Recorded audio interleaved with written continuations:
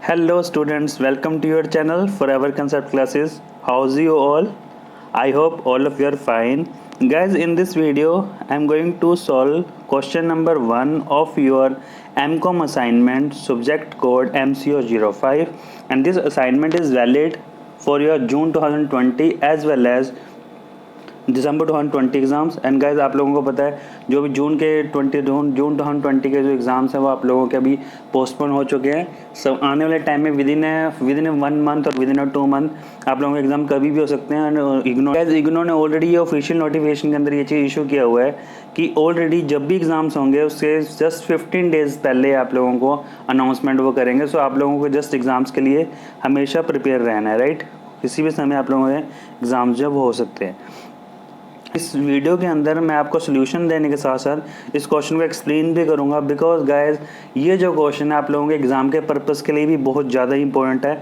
As well as जो आपके हमारे हिंदी मीडियम के स्टूडेंट्स हैं वो उन लोगों के लिए भी ये इस वीडियो से बेनिफिट हो जाए, तो वो लोग भी मैं आपको हिंदी में एक्सप्लेन करूँगा सो दैट अब वो बच्चे भी जो हैं वो अपनी लैंग्वेज में इस चीज़ क्वेश्चन को अटैम्प्ट कर सकते हैं. Okay guys. And guys one more thing मैं आप लोगों को एक और चीज़ बताना चाहता हूँ. गाइज ये जो क्वेश्चन है आप ये जो असाइनमेंट्स के क्वेश्चन होते हैं गाइज ये एग्ज़ाम के पर्पस के लिए भी इम्पॉर्टेंट होते हैं, बिकॉज इनमें से कुछ ना कुछ क्वेश्चन जो एग्ज़ाम्स के अंदर ज़रूर बन सकता है, राइट. तो वैसे भी जो कैश फ्लो का टॉपिक है ये काफ़ी इंपॉर्टेंट टॉपिक है. तो इस वजह से मैं आप लोगों को इस वीडियो के अंदर इस आंसर को एक्सप्लेन भी करूँगा. ओके, सो चलिए गाइज स्टार्ट करते हैं. Now question is, what is cash flow statement? Explain the various techniques of preparing cash flow statement. How does it help them in management in decision making? देखिए question क्या है कि cash flow statement क्या होती है हम लोगों ने पहले वो बताना जो हम लोगों ने +2 के अंदर चैप्टर पढ़ा है cash flow statement. As it is बिल्कुल हमने वही चीज़ यहाँ पर एक्सप्लेन करनी है. Explain the various techniques of preparing cash flow statement. इसकी techniques of cash flow statement कौन कौन सी हैं हम यहाँ पे डिस्कस करेंगे. Next one is and then next one is how does it help the management in decision making. तो नेक्स्ट वन क्या है कि जो कैश फ्लो स्टेटमेंट है वो मैनेजमेंट को कैसे हेल्प करती है उनके डिसीजन मेकिंग प्रोसेस के अंदर, राइट. तो चलिए देखते हैं हम लोगों ने इसके आंसर में क्या क्या चीज़ एक्सप्लेन करनी है. गाइज आप लोगों को मैं एक और चीज़ बता देता हूँ. ये आंसर जो मैंने आप लोगों के लिए लिए हैं, ठीक है, ये आंसर्स जो मैंने आप लोगों के लिए ये सोल्यूशन के पार्ट के लिए जो लिया है ये नेट से उठाया मैंने. कुछ मटेरियल कुछ मेरे पास ऑलरेडी बुक्स हैं मैंने वहाँ से उठाया है, सो दैट आप लोगों के एग्ज़ाम्स के अंदर जो हैं वो आपके नोट्स भी बन जाए एज वेल एज आपके असाइनमेंट्स भी तैयार हो जाएँ. सो एक साथ आपके दोनों काम हो जाएंगे, ठीक है. सो ये वीडियो आप लोगों के लिए बहुत इंपॉर्टेंट है. ओके, सो आप लोग इस वीडियो को स्किप ना करना, ठीक है. आप लोगों की असाइनमेंट भी आपकी बन जाएगी एज वेल आपका ये क्वेश्चन भी फाइनल एग्जाम्स के लिए भी आपका ये टॉपिक जो है प्रिपेयर हो जाएगा. ओके, सो चलिए इसे स्टार्ट करते हैं. The cash flow statement is different from other principal financial statement in many different ways. देखो आपको पता है जो कैश फ्लो स्टेटमेंट होती है वो जो बाकी फाइनेंशियल स्टेटमेंट्स होती हैं उनसे अलग होती हैं. बाकी फाइनेंशियल स्टेटमेंट्स का मतलब है जैसे profit and loss account and balance sheet, ठीक है. तो वही लिखा देखिए, financial statements like profit and loss account balance sheet are prepared using accrual accounting principal. देखिए फर्स्ट लाइन में हमने क्या लिखा है कि जो कैश फ्लो स्टेटमेंट होती है वो जो बाकी फाइनेंशियल स्टेटमेंट्स होती है उनसे अलग होती है. कैसे अलग होती है? सबसे पहले उसने डिफरेंस ये बताया कि जो फाइनेंशियल स्टेटमेंट होती है बाकी जो फाइनेंशियल स्टेटमेंट लाइक जो P&L है और जो बैलेंस शीट है वो अक्रूअल कंसेप्ट पे बनती है.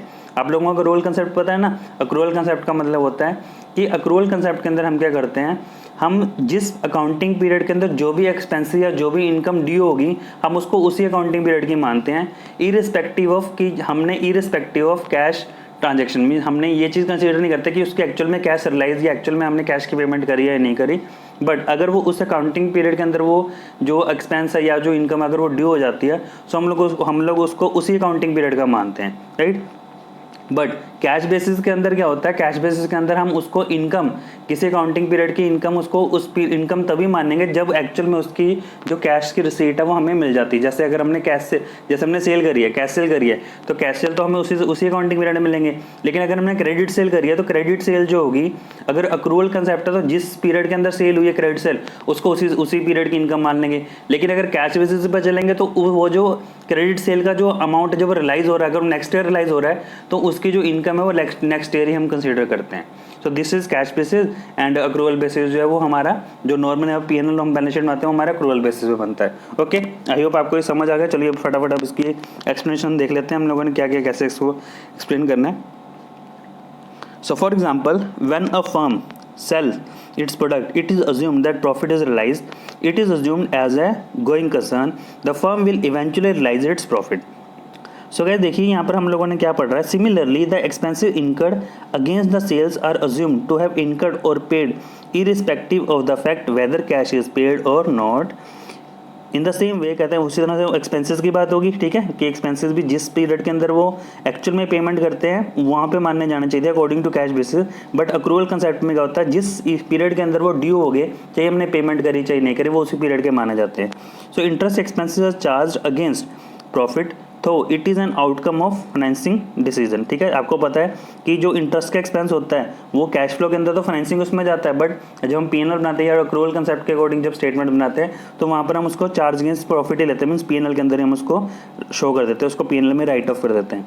Several non cash expenses like depreciation are also charge against profit. इसी तरह से जो नॉन कैश एक्सपेंसेस होते हैं वो भी हम क्या करते हैं, प्रॉफिट एंड लॉस में चार्ज करते हैं. लेकिन कैश फ्लो के अंदर आपको पता है डेप्रिसिएशन का कोई भी प्लेस नहीं होता, because this is non cash expense.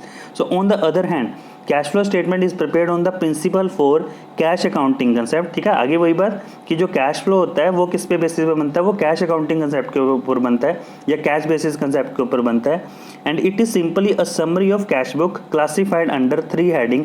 Namely basically जो कैश फ्लो होता है वो बेसिकली क्या होता है, वो कैश फ्लो की जो कैश फ्लो क्या होता है, जो कैश बुक होती है उसकी समरी होती है, जिसको हमने ब्रॉडली 3 कैटेगरीज में डिस्ट्रीब्यूट कर देते हैं. मतलब जो भी हमारी इनकम आती है, जो भी हमारे एक्सपेंसेस आते हैं, उसको ब्रॉडली हम 3 कैटेगरी में डिस्ट्रीब्यूट करते हैं. First one is cash flow from operating activities, cash flow from investing activities and cash flow from financing activities. और ये चीज़ आप लोगों को बहुत अच्छे से आती है. आप लोगों ने +2 में कैश फ्लो का चैप्टर ये बहुत अच्छे से किया, बिकॉज आपको पता है 8 मार्क का क्वेश्चन जो था इसका इसमें से, या 8 मार्क का जो क्वेश्चन था ये चैप्टर जो था 8 मार्क का आपका +2 में बनता था.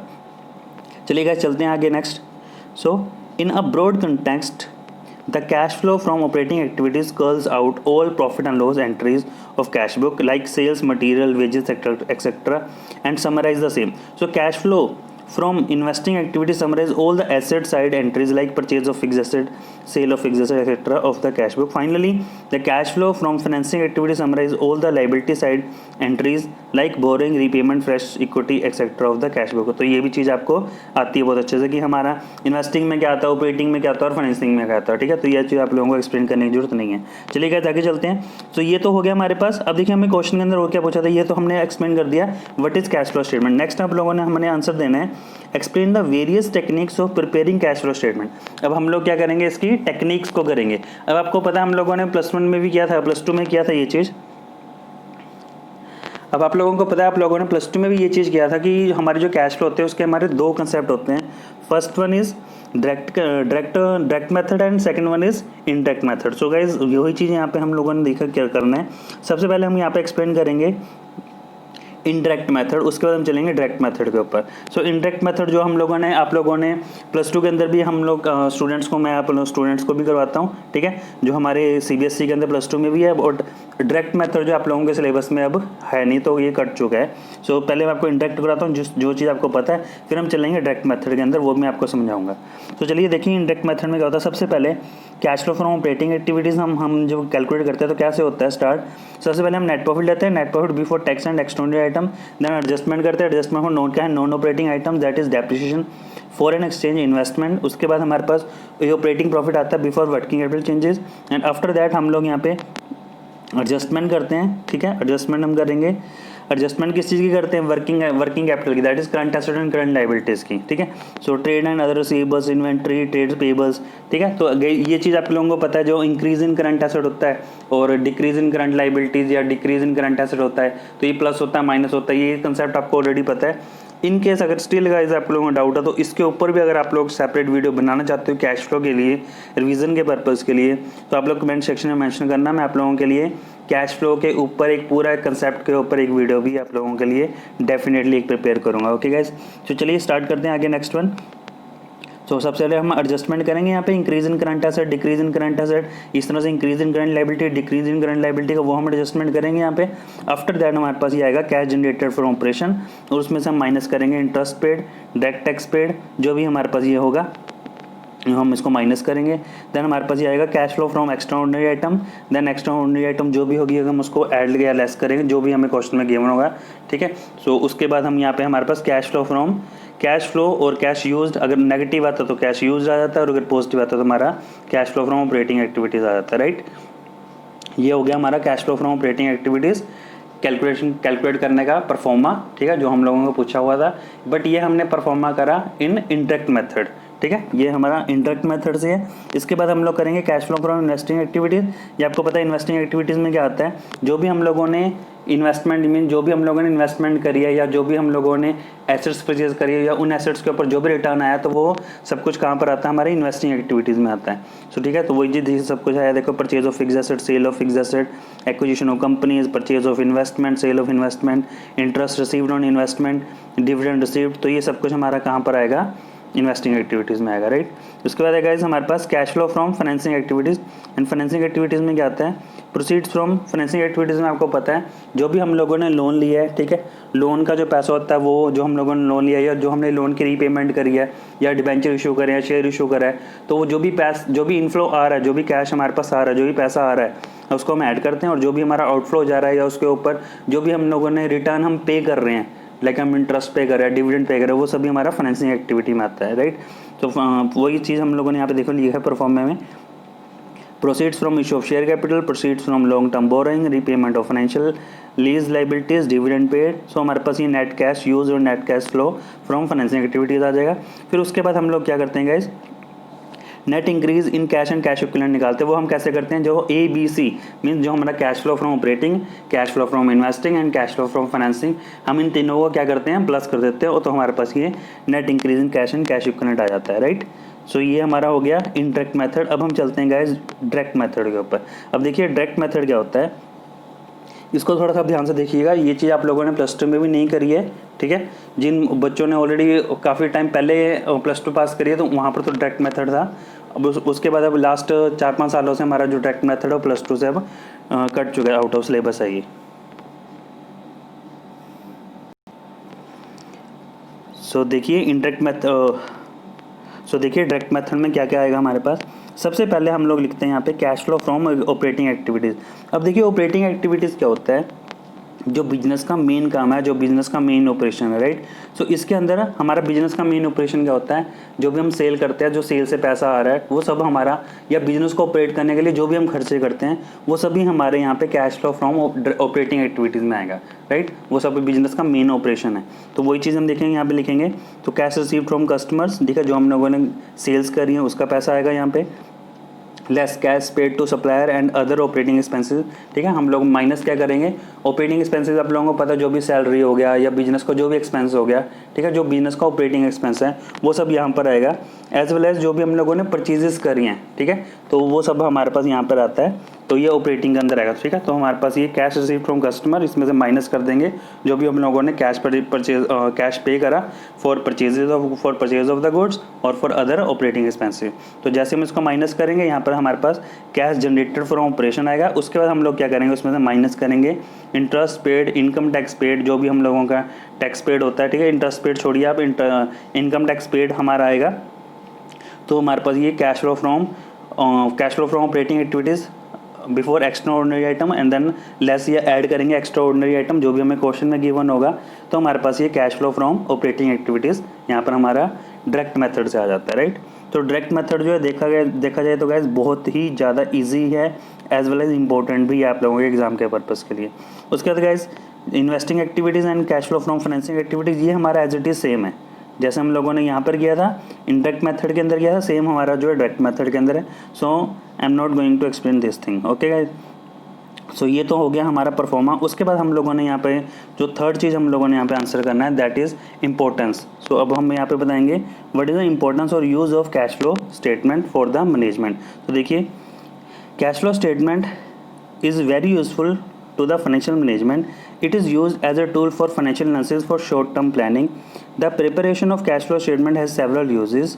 The more important uses are as follows. So देखिए इसके important uses क्या क्या हैं। फर्स्ट सबसे पहला changes in cash balance between 2 points of the time and contributing factors for such changes are clearly revealed, ठीक है। तो हमारा जो चेंजेस हमारे कैश के बैलेंस में जो चेंजेस हैं वो चेंजेस किस वजह से आए हैं, तो उसके हम एक डिटेल्ड समरी हम लोग वहाँ पे एक्सप्लेनेशन जो है उसकी कैलकुलेट देख सकते हैं, एक्सप्लेन कर सकते हैं।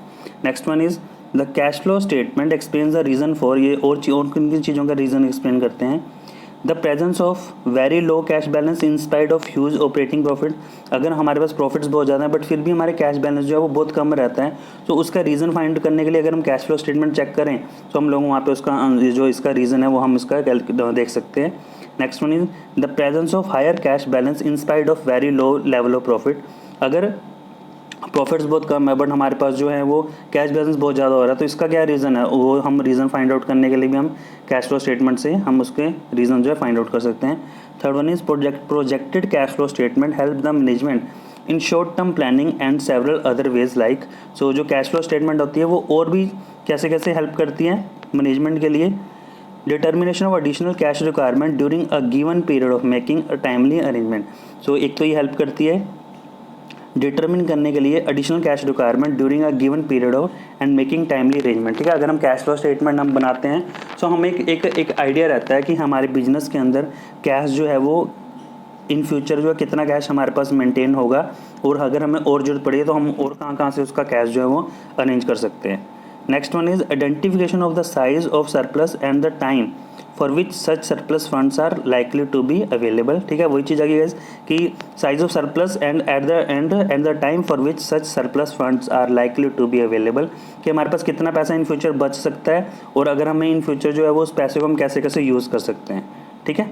या अगर हम उस पैसे को surplus funds are likely to be available कि इन फ्यूचर वो अगर हमें पैसों की जरूरत पड़ेगी तो कहाँ से वो हम पैसा जो है अरेंज कर सकते हैं, ठीक है। Third one is judging the ability of the firm to repay redeem debenture preference share, ठीक है। हम लोग ये देख सकते हैं कैश फ्लो स्टेटमेंट से, कैश फ्लो के एनालिसिस से कि बिजनेस जो है उसकी कैपेबिलिटी कैसी है कि वो अपनी रीपेमेंट कर सकता है या नहीं कर सकता डिबेंचर्स की, प्रेफरेंस शेयर्स की, ठीक है। Examining the possibility of maintaining increasing dividend, ठीक है, कि हम अगर हमने पॉसिबिलिटी उसकी देखनी है, चेक करनी है बिजनेस फर्म की कि वो मेंटेन कर सकते हैं डिविडेंड को, और अगर और इंक्रीज़ करना है डिविडेंड, अगर या इन फ्यूचर वो डिविडेंड को बढ़ाना चाहते हैं तो क्या वो चीज़ कर सकते हैं वो, या वो एक डिविडेंड का एक वो कांस्टेंट रेट बना सकते हैं नहीं बना सकते। तो बिकॉज यहाँ पे हमारे पास कैश फ्लो स्टेटमेंट के अंदर हमारे पास यहाँ पे एक रेगुलर एक हमारे पास बना रहता है कि रेगुलर हमारे पास फ्लो इनफ्लो कितने हैं, आउटफ्लो कितने हैं, सो वहाँ से हम ये चीज़ हम एक पॉसिबिलिटी चेक कर सकते हैं। Assessing the capability of finance replacement of fixed assets, assessing the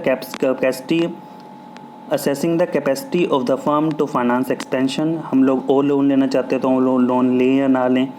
more efficient and effective management of the cash flows, ठीक है। सो इसके थ्रू हम कैश की जो बहुत अच्छे से मैनेजमेंट भी हम कर सकते हैं, बिकॉज हम यहाँ पे कैश के बजट भी हम प्रिपेयर कर सकते हैं with the help of cash flow. So guys this was your question number 1 and ये मटेरियल जो है मैंने आप लोगों के लिए कुछ नेट से उठाया, कुछ बुक से उठाया हुआ है। सो गाइस आई होप आपको मेरा ये मटेरियल जो है या मेरा जो ये प्रेजेंटेशन है आपको अच्छी लगी होगी। सो गाइज इन रिटर्न मेरे को आप लोगों से सिर्फ एक ही चीज़ चाहिए, मेरे चैनल को लाइक कीजिए, सब्सक्राइब कीजिए। And guys one more thing, इस जो आपका ये सब्जेक्ट है दैट इज़ MCQ 05, इसकी मैंने न्यूमेरिकल जो पार्ट की जो असाइनमेंट्स के जो क्वेश्चंस हैं वो मैंने ऑलरेडी सॉल्व करके मेरे चैनल के प्लेलिस्ट में जाके आप लोग देख सकते हो। मैंने आप लोगों को उसका सोल्यूशन प्रोवाइड कर दिया है, एज वेल एज उसको एक्सप्लेन भी किया हुआ है। आई होप आपको वो पसंद आएगा और आप एग्ज़ाम के लिए अच्छी तैयारी करोगे। Okay guys, thanks for watching. जय हिंद।